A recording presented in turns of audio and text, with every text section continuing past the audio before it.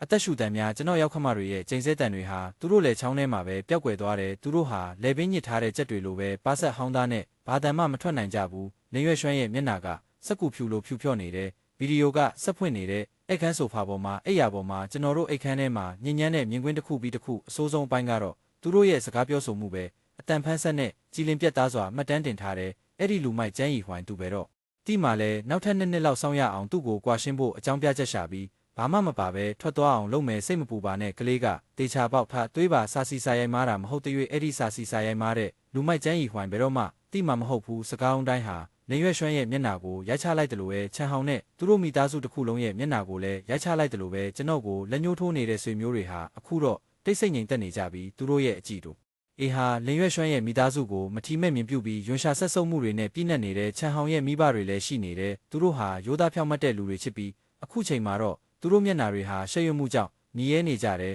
သူတို့မြေကြီးထဲထိုးကျသွားခြင်းကြတယ်ချန်ဟောင်ရဲ့ဖခင်ကဒေါသတကြီးတုံရင်နေတဲ့သူစင်ဘော်ကသူ့သားကိုလက်ညှိုးထိုးပြပြီးစကားမပြောနိုင်ဖြစ်နေတယ်နောက်ဆုံးတော့သူစားပွဲကိုလက်သီးနဲ့ထူချလိုက်တဲ့သွေးတွေသူ့ကောင်းထဲကိုပြေးတက်လာပြီးသူမူးမေလဲကြလူနီးပါဖြစ်တော့အားတဲ့ဗီဒီယိုပြီးဆုံးသွားတဲ့ခမ်းမထဲမှာတိတ်ဆိတ်နေတဲ့အခုတော့မင်းအတွက်တက်တေလုံးလောက်ရှိပြီလားကျွန်တော်ကမျက်နှာဖြူဖြော့နေတဲ့လင်းရွက်ရွှမ်းကိုကြည့်ပြီးစကားလုံးတိုင်းကိုရှင်းရှင်းလင်းလင်းပြောလိုက်တယ်လင်းရွက်ရွှမ်းဟာကျမ်းပြင်ပေါ်ကိုလဲကျသွားပြီးသူ့ခန္ဓာကိုယ်တစ်ခုလုံးတုံရင်နေတဲ့သူစကားတစ်ခုမှမပြောနိုင်ဘူးသူ့ကဘာကြီးတစ်ခုလုံးပြိုလဲသွားပြီးဒါပေမဲ့ကျွန်တော်မပြီးသေးဘူးကျွန်တော်ကခေါင်းဆောင်စားပွဲစီကိုရှောက်သွားပြီးကျွန်တော်ရောက်ခမတွေကိုငုံကြည့်လိုက်တယ်ဦးလေးအတော်ကျွန်တော်ကညင်သာစွာပြုံးပြီးပြောလိုက်ပေမဲ့ကျွန်တော်စကားတွေကသူတို့နှလုံးသားထဲကိုဓာတ်နဲ့မွေလိုက်တယ်လို့ပဲပြီးခဲ့တဲ့နှစ်အတွင်းမှာလင်းရွက်ရွှမ်းကကျွန်တော်တို့ပူးရဲကောင်းကနေရွမ်လေးရ89,000ကိုခင်များတို့2ယောက်စီလွှဲပြောင်းပေးခဲ့တယ်ကျွန်တော်မှန်မှန်ကန်ကန်မှတ်မိတယ်ဆိုရင်ခင်များတို့ကအဲ့ဒီပိုက်ဆံကိုခင်များတို့ရဲ့တန်မိုးရှိတဲ့သားလင်းရွက်ရွှမ်းရဲ့မောင်လေးရဲ့လောင်းကစားကြွေးတွေကိုဆက်ဖို့သုံးခဲ့တာမဟုတ်လားအဲ့ဒီပိုက်ဆံကအိမ်ထောင်ပစ္စည်းပါသူကကျွန်တော်ခွင့်ပြုချက်မရှိပဲလို့အဲပြောင်းခဲ့တာဟာအလွဲသုံးစားလုပ်တာနဲ့ညီမျှတဲ့သက်ဆိုင်ရာဗန်စင်းရှင်းတန်းတွေကိုကျွန်တော်ရှေ့နေကအတိမတ်ပြုပြီးသားပါကျွန်တော်ကမျက်နှာဖြူဖြော့နေတဲ့ချန်ဟောင်စီကိုလှည့်လိုက်တဲ့ချန်ဟောင်ကျွန်တော်ရဲ့ကောင်းမွန်တဲ့ညီကိုကုမ္ပဏီပြိုလဲလို့နှီးပါဖြစ်နေချိန်မှာကျွန်တော်မိဘတွေထားခဲ့တဲ့နောက်ဆုံးစုဆောင်းငွေတွေကိုယူပြီးကုမ္ပဏီကိုဆက်လက်ရည်တည်နိုင်ဖို့အတိုးကြီးချင်းငွေတွေတောင်ယူခဲ့ရတယ်ကျွန်တော်ကမင်းကိုကိုသွေးသားလို့သဘောထားခဲ့တယ်မင်းကိုရှယ်ယာ20ရက်နဲ့အမျက်ဝေစုတွေပေးခဲ့တယ်ဒါကမင်းကျွန်တော်ကိုပြန်ဆက်တဲ့နေလာမင်းနဲ့လင်းရွက်ရွှမ်းပူးပေါင်းကြံစီပြီးကျွန်တော်ကိုထုတ်ပယ်ဖို့ကျွန်တော်ကုမ္ပဏီကိုခိုးယူဖို့ကြံစီခဲ့ကြတယ်ဒီစကားပြောဆိုမှုမှတ်တမ်းတွေကိုကျွန်တော်အကုန်သိမ်းထားတယ်ကုမ္ပဏီရဲ့စီမင်းစည်းကမ်းတွေအရဒီနေ့ကစပြီးမင်းကိုအလုပ်ထုတ်လိုက်ပြီးမင်းရဲ့ရှယ်ယာအားလုံးကိုလည်းအခြေအနေမဲ့ပြန်လည်ရုပ်သိမ်းလိုက်ပြီးကျွန်တော်ခဏရက်ပြီးအခန်းထဲကိုမျက်လုံးဝေးကြည့်လိုက်တယ်နောက်ဆုံးတော့ကျွန်တော်ကြည့်ကလင်းရွက်ရွှမ်းစီမှာရက်တန့်သွားတယ်ဟုတ်သားပဲနောက်ထပ်တစ်ခုရှိသေးတယ်ကျွန်တော်ကရှေ့နေဝန်ကိုအချက်ပြလိုက်တယ်ကြီးမားတဲ့မျက်နှာပြင်ပေါ်မှာစာရက်စာတမ်းအသစ်တစ်ခုပေါ်လာတယ်ဒါပါလဲလင်းရွက်ရွှမ်းရဲ့အတန်ကအကွဲနေပြီးမျောလင်းချက်မဲ့တဲ့နိမိတ်ဆိုးတွေနဲ့ပြည့်နှက်နေတယ်အလင်းစလိုမလုပ်ပါနဲ့ကျွန်တော်ကလောင်ပြောင်လိုက်တဲ့ရှေ့နေဝန်ကိုလူတိုင်းကိုရှင်းပြဖို့ကျွန်တော်အချက်ပြလိုက်တဲ့အမျိုးသမီးမင်းများအမျိုးသားမင်းများဒါကဖြစ်ဆွက် FBI စစ်ဆေးမှုအစီရင်ခံစာပါမစ္စတာချန်နဲ့ကလေးဟာဇီဝဗေဒအရဆက်ဆက်မှုမရှိဘူးဆိုတာနဲ့မစ္စတာချန်ဟောင်းကကလေးနဲ့ဇီဝဗေဒအရဆက်ဆက်မှုရှိတယ်ဆိုတာကိုအတည်ပြုခဲ့တဲ့ကနအုပ်စီရင်ခံစာပြီးနောက်မစ္စတာချန်ကတိကျတဲ့သိပ္ပံနည်းကျသဘောထားနဲ့မျိုးရိုးဗီဇနေရာတွေကိုအာယုံစိုက်ပြီးပုံမပြည့်စုံတဲ့နိုင်ရှင်မှုကိုသူ့ဘာသာသူပေးချေခဲ့တဲ့ရလဒ်တွေကအရန်စိတ်ဝင်စားစရာကောင်းတဲ့အစီရင်ခံစာကဖော်ပြတာကကလေးဟာမစ္စတာချန်ဟောင်းနဲ့ဖခယိုမိုဆုံးတူညီပေမဲ့သူတို့ဟာဖခင်ဘက်ကမျိုးရိုးတူညီတယ်ဆိုတာကိုအတည်ပြုပေမဲ့အခြားသောအဓိကမျိုးရိုးဗီဇနေရာအချို့မှာတိတိတသာကွာခြားမှုတွေရှိနေတဲ့ရိုးရိုးရှင်းရှင်းပြောရရင်ဒီကလေးဟာချမ်းမီသားစုရဲ့သွေးသားဖြစ်ပေမဲ့သူ့ရဲ့ဇီဝဗေဒဖခင်ကမစ္စတာချန်ဟောင်းမဟုတ်ပဲသူ့ရဲ့ညီလေးချန်ရန်ဖြစ်ပါတယ်ဒီအလှည့်ပြောင်းကသူတို့ကိုလက်ပူးလက်ချက်မိတာထက်တောင်ပိုပြီးထိတ်လန့်စရာကောင်းတဲ့အခန်းထဲကလူတိုင်းအေးဆက်တဲ့လေကိုပြင်းပြင်းရှူလိုက်ကြတယ်သူတို့ကစင်ဘော်ကလူတွေကိုမျက်လုံးပြူးပြီးပါဆက်ဟောင်းသားနဲ့ကြည့်နေကြပြီးသူတို့ရဲ့စိတ်တွေကအားလုံးကိုနားလည်အောင်စူးစမ်းနေကြတယ်ဒါကဒီနှစ်ရဲ့အထူးခြားဆုံးမိသားစုဇလန်တွဲလာသူခင်ပွန်းကိုသူ့အချစ်ဆုံးသူငယ်ချင်းနဲ့တစ္ဆာဖောက်တာမလုံလောက်သေးဘူးအချစ်ဆုံးသူငယ်ချင်းရဲ့မောင်လေးနဲ့ပါအိတ်ခဲ့ရသေးတာလားလင်းရွက်ရွှမ်းသူပြောတာမန္တလားချန်ဟောင်းကသူ့ခေါင်းကိုမောကြည့်လိုက်ပြီး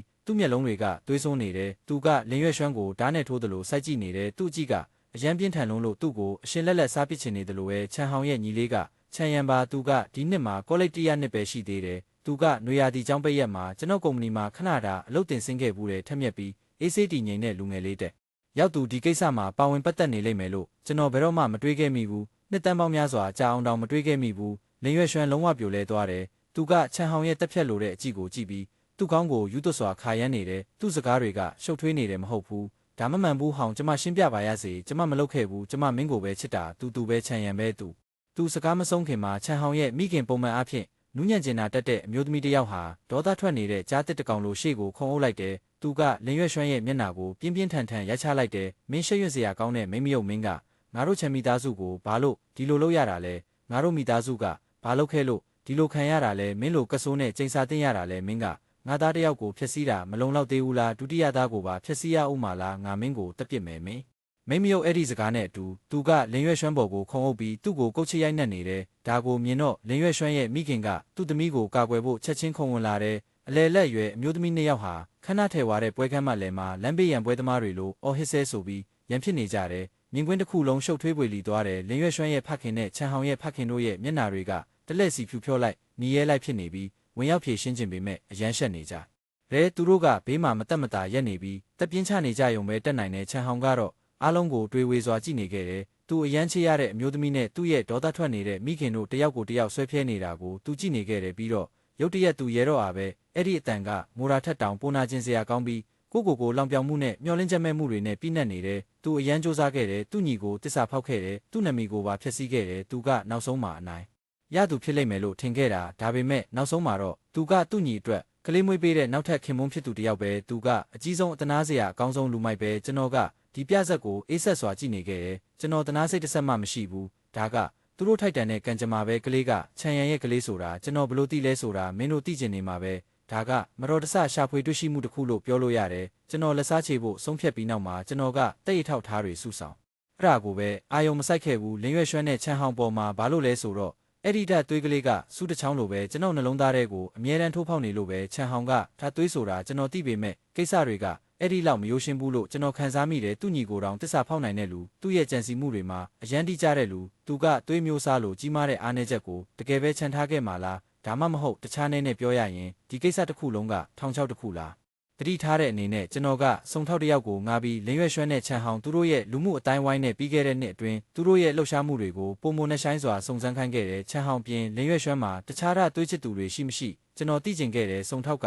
အရန်ကျွမ်းကျင်တယ်သူကကျွန်တော်စီကိုအသေးစိတ်အစီရင်ခံစာတစ်ခုကိုအမြန်ပို့ပေးခဲ့တယ်အဲ့ဒီအစီရင်ခံစာရဲ့အကြောင်းအရာအများစုကလင်းရွက်ရွှမ်းတဲ့ချန်ဟောင်တို့ရဲ့ဖောက်ပြန်မှုအကြောင်းကျွန်တော်သိပြဤသားအချက်လက်တွေကိုပဲအတီးပြုတ်ပေးခဲ့တယ်ဒါပေမဲ့ထင်ရလောက်အောင်အရေးမပါတဲ့အသေးစိတ်အချက်လက်တစ်ခုကကျွန်တော်အာယုံကိုဖန်ဆားခဲ့တယ်ပြီးခဲ့တဲ့နှစ်အောက်တိုဘာလမှာအဲ့ဒီလကလေးကိုကိုဝန်ဆောင်ခဲ့တဲ့လပဲကုမ္ပဏီက3ရက်ကြာအပန်းဖြေကြီးတစ်ခုကိုစီစဉ်ခဲ့တဲ့နေရာကရေပူစမ်းပန်းဖြေစခန်းတစ်ခုပါအဲ့ဒီအချိန်တုန်းကကျွန်တော်ကတခြားနေရာမှာအရေးကြီးတဲ့ဖောက်တီတယောက်နဲ့တွေ့ဆုံရမှာမို့ကျွန်တော်မသွားခဲ့ဘူးလင်းရွက်ရွှမ်းကအိမ်မှာတယောက်တည်းပြင်းနေတယ်လို့ပြောပြီးကုမ္ပဏီဘတ်စကားနဲ့လိုက်တော့အားခဲ့ရဲ့ဥဆောင်သူကတော့ခရီးစဉ်မှာချန်ဟောင်ပါဝင်ခဲ့ပြီးအဲ့ဒီခရီးစဉ်မှာချန်ဟောင်ရဲ့ညီလေးချန်ရန်လည်းအလုတ်တင်ဖြစ်ပါဝင်ခဲ့တယ်ပိုပြီးတိုက်ဆိုင်တာကတော့စုံစမ်းစစ်ဆေးသူကအပန်းဖြေစခန်းရဲ့လုံခြုံရေးကင်မရာတွေမှာချန်ရန်ကညနှောင်းပိုင်းမှာလင်းရွက်ရွှမ်းရဲ့အခန်းထဲကိုအကြိမ်ကြိမ်ဝင်ထွက်သွားလာနေတာကိုမှတ်တမ်းတင်ထားတာတွေ့ရှိခဲ့တယ်ဟိုတယ်ရဲ့မှတ်ပုံတင်မှတ်တမ်းတွေအရညီအကိုနှစ်ယောက်ဖြစ်တဲ့ချန်ဟောင်နဲ့ချန်ရန်တို့ဟာအခန်းတစ်ခန်းထဲမှာတဲခိုနေခဲ့ကြတယ်ဒါကဘာကိုဆိုလိုတာလဲအဲ့ဒီရဲ့အနေငယ်အတွင်းမှာသူတို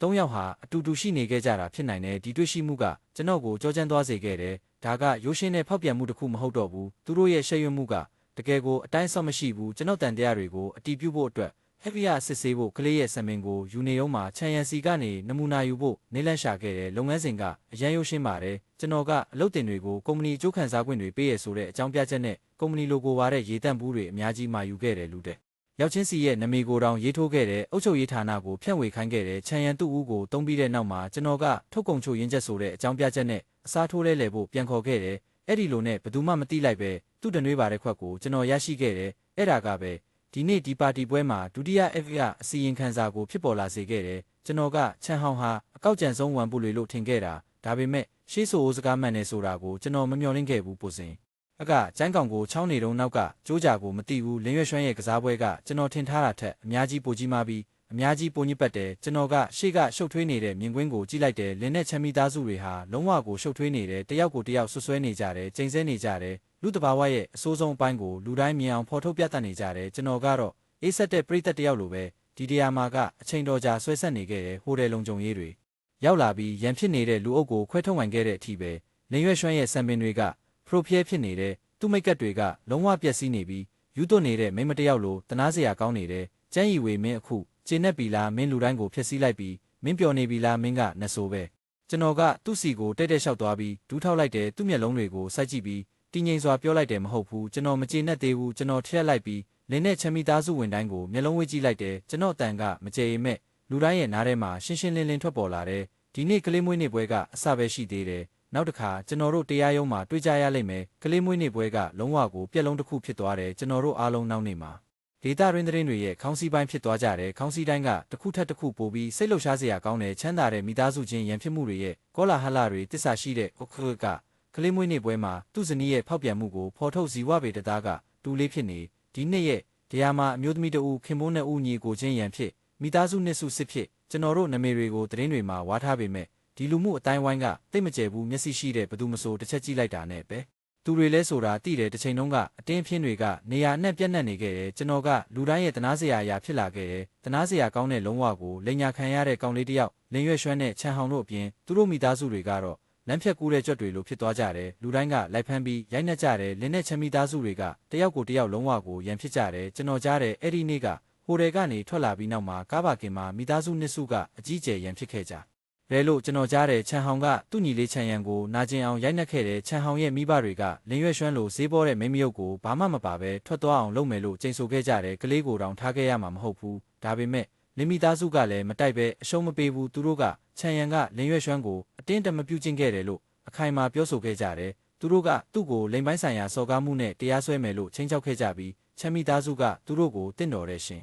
်ပြချက်မပေးရင်ဒီကိစ္စကိုလက်လျှော့မှာမဟုတ်ဘူးလို့တောင်းဆိုခဲ့ကြတဲ့ရှေ့နေဝန်ကကျွန်တော်ကိုဒီသတင်းတွေအားအောင်ပြောပြခဲ့တာပါကျွန်တော်ကတော့ဖုံးပိတ်ပြီးကျွန်တော်မိဘတွေကိုတိတ်ဆိတ်တဲ့ကမ်းခြေမြို့လေးတစ်မြို့ကိုအပန်းဖြေဖို့ခေါ်သွားခဲ့တယ်သူတို့ကအဖြစ်ပြက်အကုန်လုံးကိုတီးပြီးသားပါကျွန်တော်လက်စားချေဖို့ဆုံးဖြတ်ခဲ့တဲ့နေ့ကစပြီးသူတို့ကိုအကုန်ဖွင့်ပြောခဲ့တယ်ကျွန်တော်မေကအရန်တော်သားထွက်ပြီးနှလုံးရောဂါတောင်ရလို့နီးပါးဖြစ်ခဲ့တယ်ကျွန်တော်ဖေကတညလုံးမအိပ်ခဲ့ဘူးနောက်နေ့မှာသူကကြွအနောက်ပခုံးကိုပုတ်ပြီးတာမင်းလှုပ်တင်တာကိုလှုပ်ပါငါတို့မင်းကိုထောက်ခံတဲ့ကျက်မိသားစုကအဲ့ဒီလိုမိမမျိုးကိုလက်ခံမှာမဟုတ်ဘူးလို့ပြောခဲ့တယ်သူတို့ရဲ့ထောက်ခံမှုနဲ့ကျွန်တော်ပို့ပြီးခိုင်မာလာခဲ့တယ်ပင်လယ်လေကအရန်ကိုตายရတယ်ကျွန်တော်ရင်ထဲမှာအချိန်တော်ကြာဆူဆောင်းနေခဲ့တဲ့စိတ်ဆိုးဒေါသတွေကိုလွင့်ပြဲသွားစေခဲ့တယ်ပြီးခဲ့တဲ့လအနေငယ်အတွင်းမှာကျွန်တော်ကတွေးဆနေတဲ့လက်စားချေသူတယောက်လိုနေထိုင်ခဲ့တယ်ကျွန်တော်အာယုံကြောတွေကအဆုံးဆုံးအထိဆက်နှမ်းနေခဲ့တယ်အခုကျွန်တော်အစီအစဉ်ရဲ့အဆင့်တကအောင်မြင်သွားပြီဆိုတော့ကျွန်တော်တက်ပြင်းချနိုင်ခဲ့ပြီဒါပေမဲ့ဒါကမပြီးသေးဘူးဆိုတာကျွန်တော်သိတယ်တကယ်စစ်မြေပြင်ကတရားရုံးမှာပဲကျွန်တော်ပိုင်ဆိုင်သမျှအရာအအောင်ကိုပြန်ယူရမယ်ကျွန်တော်ကို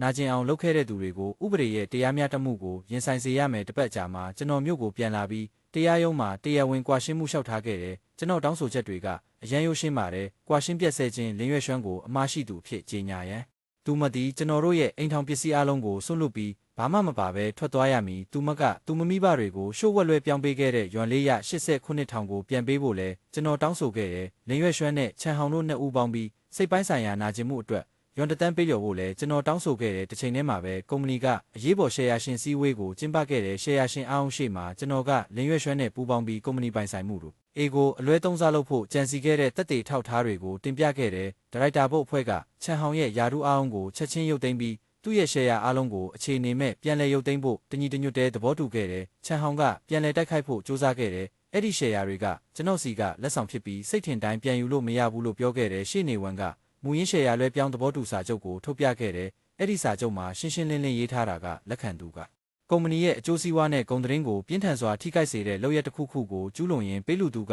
တစ်ဖက်သက်နဲ့အခြေအနေမဲ့လက်ဆောင်ပေးထားတဲ့ရှယ်ယာအားလုံးကိုပြန်လည်ရုပ်သိမ်းပိုင်ခွင့်ရှိတယ်လို့ရေးထားတဲ့ချန်ဟောင်ရဲ့မျက်နှာကဖြူဖြော့သွားတယ်သူဘာမှပြောစရာမရှိတော့ဘူးသူ့ကိုလုံခြုံရေးတွေကကုမ္ပဏီကနေခေါ်ထုတ်သွားပြီးသူ့ပိုင်ဆိုင်မှုအားလုံးကိုယူသွားခဲ့တယ်သူ့ရဲ့ရှုံးနိမ့်တဲ့ပုံစံနဲ့ထွက်သွားတာကိုကြည့်ပြီးကျွန်တော်ကျေနပ်မှုမခံစားရဘူးကျွန်တော်ကအရာအားလုံးရဲ့တယောစာကိုပဲခံစားရတယ်ကျွန်တော်တစ်ချိန်ကအယုံကြည်ဆုံးညီကိုကအခုတော့ကျွန်တော်ရဲ့ရန်သူဖြစ်နေပြီးလူနှလုံးသားကတကယ်ကိုဒီကဘာပေါ်မှာခံမရခတ်ဆုံးရပဲကွာရှင်းမှုတရားစွဲဆိုမှုကအရန်ကိုပင်ပန်းဆင်းရဲစရာကောင်းတယ်တက်တေထောက်ထားမရှိလို့မဟုတ်ပဲလင်းမိသားစုကရေကိုညစ်ပတ်အောင်လုပ်ရမှာအရန်တော်လိုပဲတရားစီရင်မှုမစတင်ခင်မှာလင်းရွှဲရွှမ်းရဲ့မိဘတွေကျွန်တော်ရဲ့ရခင်ရောက်ခမတွေကကျွန်တော်ကိုအကြိမ်ကြိမ်လာရှာခဲ့ကြတယ်အစပိုင်းမှာသူတို့ကကုမ္ပဏီအောက်ထပ်မှာကျွန်တော်ကိုပိတ်ဆို့ပြီးမိုးယိုတောင်းပန်ခဲ့ကြတယ်သူတို့မားတယ်လို့ပြောပြီးကျွန်တော်တို့ရဲ့အတိတ်ကချစ်ခင်မှုကိုတတိယပြီးလင်းရွှဲရွှမ်းကိုလွတ်ပေးဖို့တောင်းပန်ခဲ့ကြတယ်ကျွန်တော်လုံးဝမလုံမရှက်ပဲရှိနေတာကိုမြင်တော့သူတို့ကတားကောင်ကတ်ကိုစတင်ကစားခဲ့ကြတယ်သူတို့ကလင်းရွှဲရွှမ်းကစိတ်ပိုင်းဆိုင်ရာပြိုလဲနေတယ်စိတ်တက်ကြနေပြီးတနေ့လုံးကိုတက်တည်မယ်လို့ချင်းချောက်နေတယ်လို့ပြောခဲ့ကြတယ်ကျွန်တော်ကသူ့ကိုဆက်ပြီးဖိအားပေးနေရင်သူ့ကိုတေရင်းထဲကိုပို့နေတာဖြစ်လိမ့်မယ်လို့ပြောခဲ့ကြတယ်ကျွန်တော်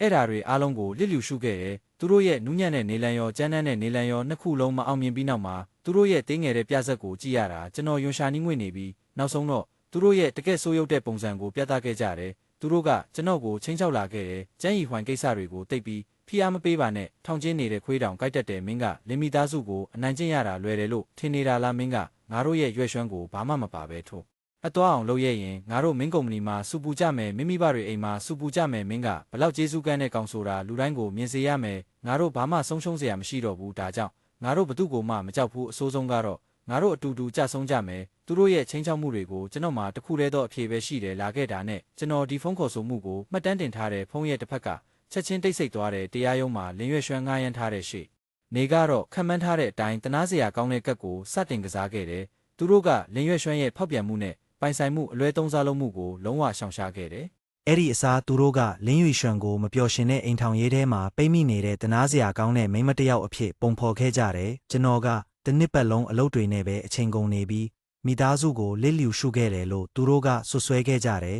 အဲ့ဒါကြောင့်လင်းရွှေရွှန်ဟာစိတ်ပိုင်းဆိုင်ရာအရာဟာလာဟင်းလင်းဖြစ်သွားပြီးခဏတာမာယွင်းတဲ့ဆုံးဖြတ်ချက်ကိုချမိခဲ့တာပါတဲ့သူတို့ကအိမ်တွင်းအကြမ်းဖက်မှုရဲ့တပ်တွေဆိုပြီးတော့လင်းရွှေရွှန်ရဲ့လက်မောင်းကအညိုမဲဆွဲနေတဲ့ဓာတ်ပုံတချို့ကိုတောင်တင်ပြခဲ့သေးတယ်ကျွန်တော်အမှန်တရားကိုတည်သွားပြီးတဲ့နောက်မှာသူ့ကိုကိုထိလက်ရောက်ကျူးလွန်ခဲ့တယ်လို့သူတို့ကပြောကြတယ်သူတို့ရဲ့အရှက်မရှိပုံကိုကြည့်ပြီးကျွန်တော်တော်တော်လေးရဲကျင်သွားမိတယ်အဲ့ဒီအညိုမဲတွေကသူနဲ့ချန်ဟောင်ရဲ့အမေတို့ရန်ဖြစ်တုန်းကရက်ခဲ့တာတွေလေအခုတော့အဲ့ဓာတွေကကျွန်တော်ရဲ့အိမ်တွင်းအကြမ်းဖက်မှုတပ်တွေဖြစ်သွားပြီလားကံကောင်းတာကရှေ့နေဝန်ကအသင့်ပြင်ထားပြီးသားပါသူထက်လိုက်ပြီးပိုပြီးပြည်စုံတဲ့တပ်တွေကိုတရားသူကြီးစီတင်ပြခဲ့တယ်ပထမဆုံးကတော့ကလေးအတွက်ဂုံပြူပွဲကဗီဒီယိုပြည့်စုံပါအတန်တွေလည်းအကုန်လုံးရှင်းရှင်းလင်းလင်းကြားရတယ်အဲ့ဒီဗီဒီယိုကလင်းရွှေရွှန်နဲ့ချန်ဟောင်တို့ရဲ့ဖောက်ပြန်မှုဟာကြိုတင်စီစဉ်ထားတာဖြစ်ပြီးခဏတာမာယွင်းတာမဟုတ်ဘူးဆိုတာတက်တေပြနေတယ်ဒုတိယကတော့ယွမ်9သိန်းလွှဲထားတဲ့ဗန်စင်းတွေနဲ့ရောက်ခမကအဲ့ဒီပိုက်ဆံကိုရချင်းပဲသူ့သားကြီးရဲ့လောင်းကစားကြွေးတွေကိုဆက်လိုက်တဲ့တက်တေတို့အေဘာဒါဟာလင်းမိသားစုရဲ့လောက်ရက်တွေဟာပိုင်ဆိုင်မှုတွေကိုတမင်တကာအလွဲသုံးစားလုပ်တာဖြစ်တယ်ဆိုတာတက်တေပြနေတာပါနောက်ဆုံးအနေနဲ့အိမ်တွင်းအကြမ်းဖက်မှုဆွဆွဲချက်နဲ့ပတ်သက်ပြီးရှေ့နေဝန်ကတရားရုံးကိုတိုက်ရိုက်တောင်းဆိုခဲ့တဲ့ပွဲချင်းပတ်ခဲ့တဲ့ဟိုတဲကလုံခြုံရေးကင်မရာတွေကိုကြည့်ဖို့တောင်းဆိုခဲ့တာပါကင်မရာတွေထဲမှာပွဲပြီးတဲ့နောက်လင်းမိသားစုနဲ့ချန်မိသားစုတို့စင်ကြံလန်းမှာဘလို့တွေတပ်ပုတ်နေကြတယ်ဆိုတာအထင်အရှားမြင်နေရတယ်လင်းရွှေရွှန်ရဲ့အမေနဲ့ချန်ဟောင်ရဲ့အမေတို့လမ်းဘေးလူမိုက်တွေလိုတဲ့ရောက်တဲ့တယောက်ဘလို့ဆွဲလာရန်လာလုံးနေကြတယ်ဆိုတာကိုပေါ့အမှန်တရားကတော့ရှင်းရှင်းကြီးပါပဲလင်းရွှေရွှန်ရဲ့လိန်ညာမှုတွေဟာခိုင်မာတဲ့တပ်တွေရှေ့မှာအကုန်လုံးပျက်စီးသွားခဲ့ပြီးတရားသူကြီးရဲ့မျက်နှာကလည်းပိုပြီးတင်းမာလာတယ်တစ်ဖက်ကလင်းရွှေရွှန်ကိုကြည့်လိုက်တော့လဲမျက်နှာကဖြူဖြော့ပြီးသွေးမရှိသလိုဖြစ်နေပြီးဒီအမှုမှာကျွန်တော်နိုင်တော့မယ်ဆိုတာသိလိုက်တယ်ဒါပေမဲ့အရာအားလုံးပြီးတော့မယ်လို့ထင်နေတော့မှပဲလင်းရွှေရွှန်ကကျွန်တော်မထင်မှတ်ထားတဲ့နောက်ဆုံးလက်နက်ကိုထုတ်သုံးလိုက်တယ်အဲ့ဒီအပိုင်းကဒီအမှုတစ်ခုလုံးမှာကျွန်တော်ကိုအဆက်ဆုပ်ဆုံးနဲ့အဒေါသထွက်ဆုံးဖြစ်စေခဲ့တာပါရုံးခဏနားချိန်မှာလင်းရွှေရွှန်ကသူ့ရှေ့နေကတဆင့်ကျွန်တော်စီကိုဖိုင်တွဲတစ်ခုပို့လိုက်တယ်အကယ်လေးကျွန်တော်ကသူ့ကိုဘာမှမပေးဘဲနှင်ထုတ်မယ်ဆိုရင်ဒီစာရွက်ကိုလူသိရှင်ကြားထုတ်ပြမယ်လို့သူကပြောတယ်ကျွန်တော်ဖိုင်ကိုဖွင့်ကြည့်လိုက်တဲ့အထဲမှာစာရွက်တစ်ရက်ပဲရှိတယ်အဲ့ဒါကစေးစစ်ချက်အစီရင်ခံစာပါအစီရင်ခံစာပေါ်ကနာမည်ကကျွန်တော်နာမည်ဖြစ်နေတဲ့ရက်စွဲကလွန်ခဲ့တဲ့3နှစ်ကကျွန်တော်တို့မင်္ဂလာမဆောင်ခင်ကျမ်းမာရေးစစ်တုံးကပေါ့အဲ့ဒီအစီရင်ခံစာတွေကအချက်လက်တစ်ခုကိုမင်းနီနဲ့ဝိုင်းထားတဲ့သားသမီးရနိုင်စွမ်းစစ်ဆေးချက်ရလက်ကတော့သားသမီးမရနိုင်တဲ့အခြေအနေတဲ့တဘာဝအတိုင်းကိုဝင်ရနိုင်ခြေ100%အောက်ပဲရှိတယ်တဲ့ကျွန်တော်ခေါင်းထဲမှာအုံခနဲဖြစ်သွားတယ်ဘာလို့ရမှန်းမသိအောင်ဖြစ်သွားခဲ့တယ်ဒါကဘလို့ဖြစ်နိုင်မှာလဲဘလို့မှမဖြစ်နိုင်ဘူးဒီစီရင်ခံစာကိုကျွန်တော်တခါမှမမြင်ဘူးအဲ့ဒီနှစ်ကကျမ်းမာရေးစစ်ဖို့လင်းရွှေရွှန်နဲ့ကျွန်တော်အတူတူသွားခဲ့တာရက်လက်တွေထွက်လာတော့သူကကျွန်တော်ကိုပြောခဲ့တယ်ကျွန်တော်တို့နှစ်ယောက်လုံးကျမ်းမာရေးကောင်းတယ်ဘာပြဿနာမှမရှိဘူးလို့ပေါ့အဲ့ဒီတုန်းကကျွန်တော်သူ့ကိုလုံးဝယုံကြည်ခဲ့တာကျွန်တော်ဘာသာကျွန်တော်ရက်လက်ကိုတောင်မကြည့်ဖြစ်ခဲ့ဘူးအခုပြန်စဉ်းစားကြည့်တော့ကျွန်တော်တော်တော်လေးဦးကြောင်ကြောင်နိုင်ခဲ့တာပဲကျွန်တော်လင်းရွှေရွှန်ကိုလှမ်းကြည့်လိုက်တော့သူကကြုံအနော့ကိုပြန်ကြည့်နေတဲ့စောစောကသူထိတ်လန့်နေတဲ့ပုံစံတွေမရှိတော့ဘူးအဲ့ဒီအစားအောင်နိုင်သူတယောက်လိုကျဉ်နဲ့နေတဲ့အမူအရာနဲ့ကျွန်တော်ကိုလက်စားချေနေတယ်လို့ပဲသူကနှုတ်ခမ်းလှုပ်ယုံလေးနဲ့အခုတော့တရေပဲလို့ပြောလိုက်တယ်သူဘာလုပ်ချင်နေလဲဆိုတာကျွန်တော်ချက်ချင်းနားလည်သွားတယ်သူဖောက်ပြန်ရတာတခြားယောက်ျားနဲ့ကလေးယူရတာတွေဟာကျွန်တော်ကြောင့်ကျွန်တော်ကလေးမရနိုင်လို့ပါလို့ပြောချင်နေတာကျွန်တော်ကိုအင်္ဂါချို့ရင်းနေတဲ့ယောက်ျားတစ်ယောက်အဖြစ်အားငယ်စိတ်ကြောင့်စိတ်တွေပုံပြက်ပန်းပြီးအဖြစ်နေတဲ့ယောက်ျားတစ်ယောက်အဖြစ်ပုံဖော်ချင်နေတာနောက်ဆုံးမှာတော့အားကိုးရမဲ့နေတဲ့တနာစရာဇနီးတီကိုအညိုးတေးတွေနဲ့ကြိုက်ခဲနေတဲ့သူပေါ့အကယ်၍ ဒီစီရင်ခံစာသာလူသိရှင်ကြားဖြစ်သွားရင်ကျွန်တော်ရဲ့မှန်ကန်တဲ့လောက်ရက်တွေဟာတခြားတစ်မျိုးအတိတ်ပဲထွက်သွားလိမ့်မယ်လူတွေကပြောကြလိမ့်မယ်သူကိုယ်တိုင်ကလေးမရနိုင်တာကိုတဲ့သူ့မိန်းမကသူ့အတွက်အမွေဆက်ခံမဲ့သူရအောင်လုပ်ပေးတာပဲသူကမနာလိုဖြစ်နေတာနေမှာသူကိုယ်တိုင်မလုပ်နိုင်တော့တခြားသူလုပ်တာကိုလည်းမကြည့်ရဘူးပေါ့ကလေးတောင်မရနိုင်တဲ့ယောက်ျားကဘာယောက်ျားလဲအခုတော့သူ့မိန်းမကိုအကြက်ကင်နေတာပေါ့တကယ်အသုံးမကျတဲ့ကောင်ပဲအဲ့ဒီလိုဖြစ်သွားရင်ကျွန်တော်ဟာတနာစရာလူကောင်းတစ်ယောက်ကနေလောင်ပြောင်ခံရတဲ့အရှုံးသမားတစ်ယောက်ဖြစ်သွားလိမ့်မယ်ကျွန်တော်ရဲ့ဂုဏ်သိက္ခာတွေမမာနတွေဟာသူ့ခြေဖွားအောက်မှာနင်းချေခံရတော့မယ်ဒါကသူ့ရဲ့တကယ်နောက်ဆုံးလက်နက်ပဲဒီအကွက်ကတော်တော်လေးယုံမာတာပဲမစ္စတာဂျန်ဒီအခြေအနေကကျွန်တော်တို့အတွက်တော်တော်လေးအားနည်းသွားပြီးဥပဒေအရတော့ဒါကဖောက်ပြန်မှုအတွက်ခိုင်လုံတဲ့အကြောင်းပြချက်မဟုတ်ပေမဲ့လူထုရဲ့အမြင်မှာတော့ခံစစ်ဖြစ်သွားလိမ့်မယ်ဒါအပြင်စိတ်ပိုင်းဆိုင်ရာနစ်နာခြင်းအတွက်လည်းအများကြီးထိခိုက်နိုင်တဲ့တရားသူကြီးကလူသားချင်းစာနာမှုအရာပိုင်ဆိုင်မှုခွဲဝေတဲ့နေရာမှာသူ့ဘက်ကိုပါသွားနိုင်တယ်ကျွန်တော်လက်တွေတုံနေမိတယ်ကြောက်လို့မဟုတ်ဘူးတကယ်ကိုဒေါသထွက်လုံးလို့ပါကျွန်တော်ဟာအဆက်ကတည်းကလိန်ညာမှုကြီးတစ်ခုထဲမှာနေထိုင်ခဲ့ရတာပဲဒီအိမ်ထောင်ရေးဟာအဆက်ကနေအဆုံးအထိတေချာစီစဉ်ထားတဲ့အကွက်တစ်ခုပဲသူ့မိသားစုတစ်ခုလုံးကကျွန်တော်ရဲ့ပြဿနာကိုအဆက်ကတည်းကတည်နေခဲ့ကြတာအဲ့ဒါကြောင့်သူတို့ကဒီလောက်အထိရဲတင်းနေကြတာပေါ့လင်းယူရွှန်ကကျွန်တော်ကိုချစ်လို့လက်ထပ်ခဲ့တာမဟုတ်ဘူးကျွန်တော်ပိုက်ဆံကိုပဲလိုချင်ခဲ့တာသူဖောက်ပြန်တာကလည်းကျွန်တော်ကလေးမရနိုင်လို့မဟုတ်ဘူးအဆက်ကတည်းကကျွန်တော်အမွေတွေကိုစက္ကန့်ဖို့အတွက်တခြားတစ်ယောက်နဲ့ကလေးယူဖို့သူစီစဉ်ထားပြီးသားကျွန်တော်မျက်လုံးမိတ်ပြီးအသက်ကိုပြင်းပြင်းရှူလိုက်တယ်မျက်လုံးပြန်ဖွင့်လိုက်တဲ့အခါထိတ်လန့်မှုတွေမရှိတော့ပဲပြတ်သားတဲ့အမူအရာပဲရှိတော့တယ်ရှေ့နေဝန်စိတ်မပူပါနဲ့သူမနိုင်ဘူးဘာလို့လဲဆိုတော့အဲ့ဒီအစီရင်ခံစာကအတူမိုးလို့ပဲကျွန်တော်အတူလို့ပြောတာဟာအလကားပြောနေတာမဟုတ်ဘူးဟန်ဆောင်နေတာလည်းမဟုတ်ဘူးအရှက်ပြေပြောနေတာလည်းမဟုတ်ဘူးဘာလို့လဲဆိုတော့လွန်ခဲ့တဲ့တစ်နှစ်ကကုမ္ပဏီကိုစည်ရင်းသွင်းဖို့အတွက်ကျန်းမာရေးတေချာစစ်ခဲ့ရလို့ပဲအဲ့ဒီတုန်းကကျွန်တော်နာမည်ကြီးစေးရုံတစ်ခုမှာတေချာစစ်ဆေးခဲ့တာအဲ့ဒီတုန်းကရလက်တွေကိုကျွန်တော်မျက်စိနဲ့တေချာမြင်ခဲ့ရတယ်သားသမီးရနိုင်စွမ်းအပါအဝင်အကုန်လုံးကျန်းမာနေတာပဲမစ္စတာဂျန်ခင်ပြားရဲ့ကျန်းမာရေးအရဆိုရင်ဘောလုံးအတင်းတင်းစာလောက်တောင်ကလေးယူလို့ရတဲ့အစီရင်ခံစာနှစ်ဆောင်စန့်ကျင်ဘက်ဖြစ်နေတယ်ဆိုရင်တဆောင်ကတော့အတူဖြစ်ရမယ်ကျွန်တော်ချက်ချင်းသဘောပေါက်သွားတယ်လွန်ခဲ့တဲ့3နှစ်ကအစီရင်ခံစာကိုလင်းယူရွှန်ကအဆက်ကတည်းကလဲထားခဲ့တာပဲသူကျွန်တော်ကိုပြခဲ့တာက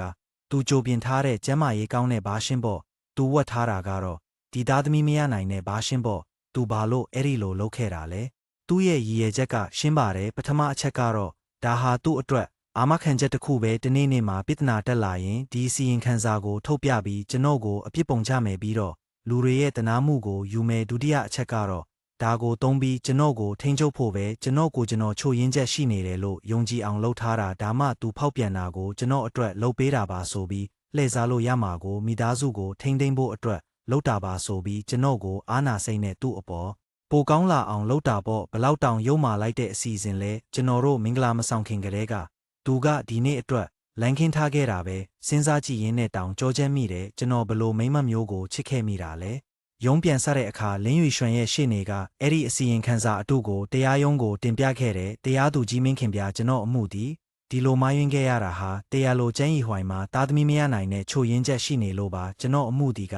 တရားလိုကိုအရန်ချစ်တာပါမိသားစုလေးပြည်စုံအောင်သူဒီလိုခက်ခဲတဲ့ဆုံးဖြတ်ချက်ကိုချခဲ့ရတာပါသူဟာလည်းဒီနေရာမှာတနာစရာကောင်းတဲ့သူပါတဲ့အဲ့ဒီရှေ့နေကလင်းယူရွှန်ဟာတကယ့်ကိုသူတော်စင်မကြီးတယောက်လိုမျိုးတရုပ်ဆောင်ပြီးပြောသွားတာ